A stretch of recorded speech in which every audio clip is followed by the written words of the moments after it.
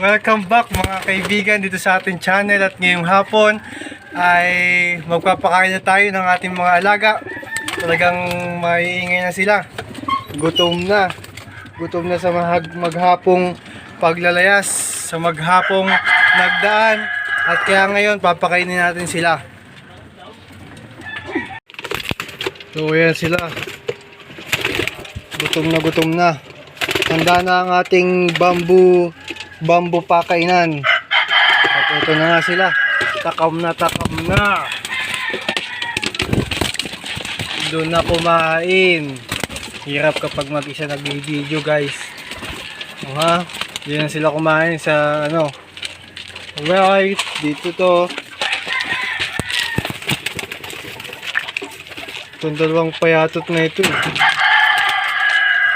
So pellet yung ating pakain ano. Kasi naubusan na tayo ng flyer mix at breeder mix. Sa gantong hapon ay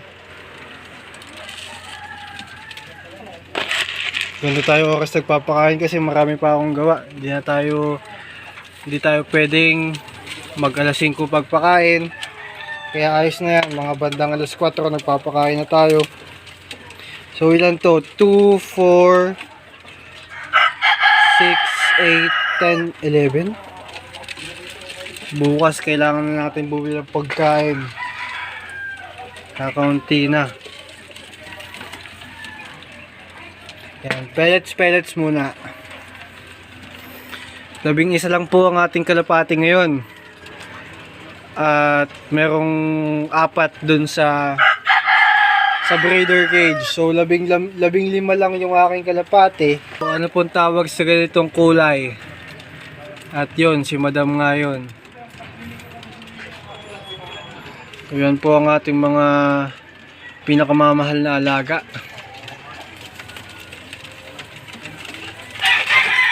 Daming ipot to.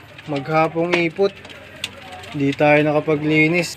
Oh, talagang gutom mga bebe. Yan, eat all you can.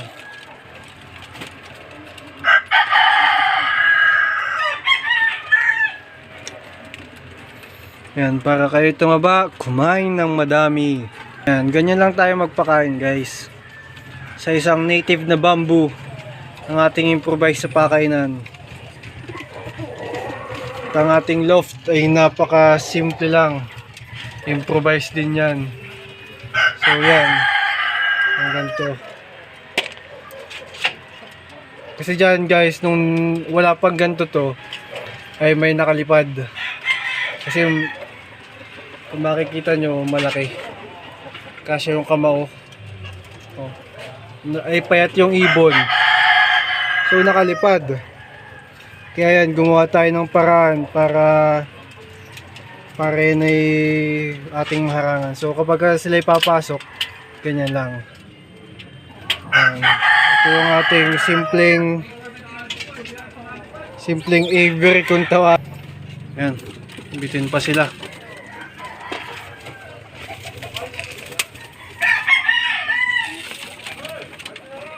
Ayan, uubusin ko ito para sa inyo.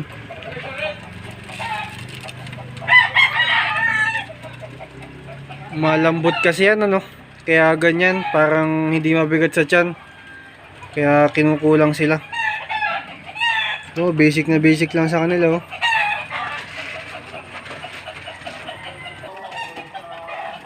Yan, itlog niya ito eh. Itlog niya yan.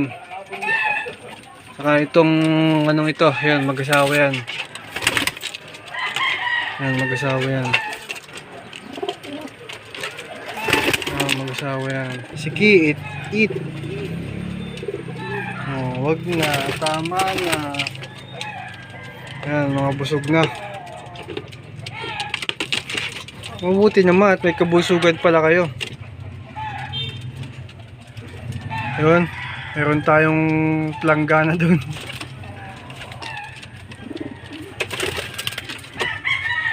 Yan, simple lang ang ating painuman guys. Isang improvise na galon ng langis na ating ginawa. Ay, ketchup pala yan, galon ng ketchup.